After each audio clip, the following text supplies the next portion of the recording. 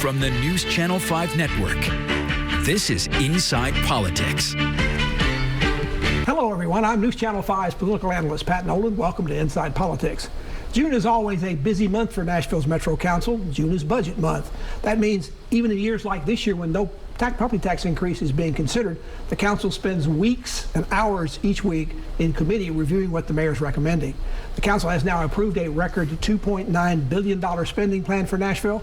What challenges lay ahead both in managing this budget and other issues that are facing Nashville? To discuss that with us this week on Inside Politics is the presiding officer of the Metro Council, Vice Mayor Jim Shulman. Vice Mayor Shulman, thank you for joining us again on the program. Thank you for having me, Pat. Before we start into this, we've just gotten word as we do this interview that the Supreme Court has overturned the Roe v. Wade precedent for 50 years for abortion rights in the country. That's not directly in your bailiwick of what you deal with at the council, but the council is known to express its opinion about lots of issues on memorializing resolutions, this council in particular. Do you expect to have a resolution about this on your next meeting on July 5th, and what will it be? Yeah, I would expect to have a resolution.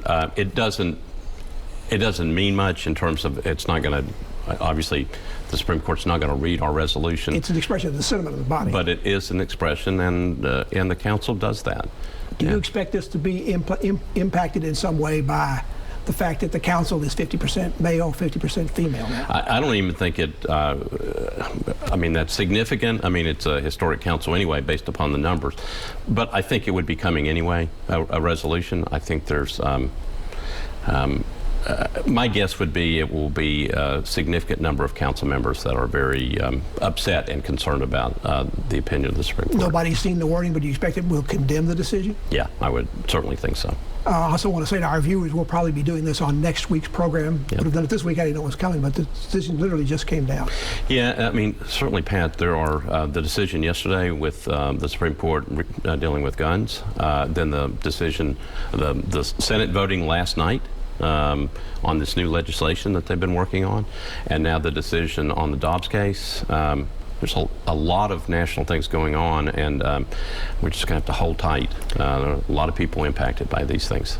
Let's get back to Nashville. Just to give our viewers some background before we start, as Vice Mayor, you preside over the council, you appoint the committees, but your only vote on legislation is if there's a tie.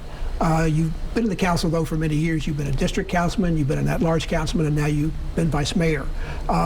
So you have valued opinions about this, issues that come before the body. I mean, it's not like you just go up there and say, I'm just here to push the buttons and recognize people talk. I am ready on every vote. If you really want to know the truth, I have studied the amendments, not like on the budget. We had 17. Actually, we ended up with 18 because we had one that was filed sometime right at the end. We didn't even see it, and it actually passed. So I am ready on every vote because I may have to vote on those things. This $2.9 billion operating budget, the council overwhelmingly approved it at the end 31-3. It's a record spending plan. Budgets these years are always records. But this plan has a 12% increase in spending. Now that's a lot. That's even more than inflation going on right now, and inflation's at a record. Does that concern you a little bit that we're growing that fast? Is that necessary? Well, I think people kind of expect it to grow that fast in some ways with property taxes and with the amount of tourism and all this new development that's going on.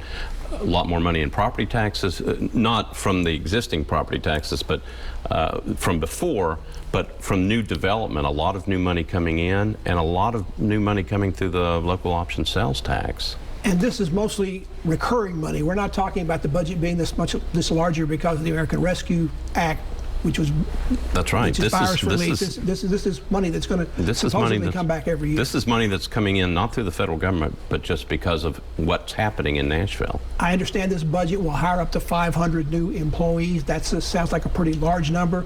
Some police, some fire, some even in codes, which is different, but a lot of people would say because of the growth going on in the community, that's needed. Is the city ready to hire and recruit that many people? That's a pretty big number, given what's been going on in the workforce. Oh, I know. So we're going to try. I think, there's been concern within the police department. They don't have enough officers, and they're having trouble recruiting. This is a problem everywhere. So we're just going to have to deal with it. But there's a need. As the city gets bigger, obviously there's a need for more people to provide help and services. As the weeks have gone on since this budget was first put in by the mayor, there's increasing uncertainty in the economy. Inflation continues. Interest rates have now gone up significantly. There's more and more talk about a recession. A recession usually means some kind of less growth in taxes and revenues for the government. Are you concerned? What do you say to those people who think that perhaps this Metro budget is overly optimistic? Well, I think there was enough talk as the budget was being passed. Now, we can go into a few more things about what actually happened last Tuesday night. But I think both the director of the finance department for Metro, as well as Berkeley Allen, who is our budget chair, as well as a number of people on the council, and I would include the mayor and myself in that point. You pass a budget for next fiscal year, but in terms of that, you have always got to be watching what's going on around you. In this case, with with inflation soaring and the concern about a recession coming, I think there was enough talk. So as we go through this process and we look at it, as we start this new fiscal year, we have to be cautious and careful. We have to keep watching.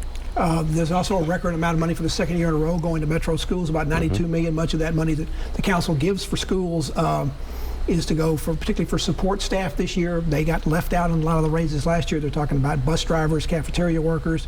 The council heard a lot of complaints about that being left out last year during the public hearing the council holds on the budget every year. In this case, complaining to City Hall worked.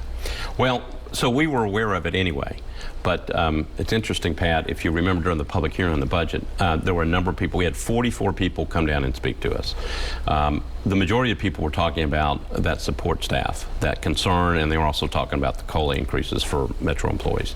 But there was one lady that came up and said, and she kind of looked at everybody on the council and said, "You all are not paying attention to us." With all due respect, sometimes people are sitting there and they may have their head down, but we actually are paying attention, and that's how these things happen. So can't do everything, but that was really important to people. We'll take a break. I have more to talk about the council. We're talking to Vice Mayor Jim Shulman. We're talking about the Metro budget that just passed, other issues that are facing Metro. Back to continue our conversation on the other side of this break. This is a story.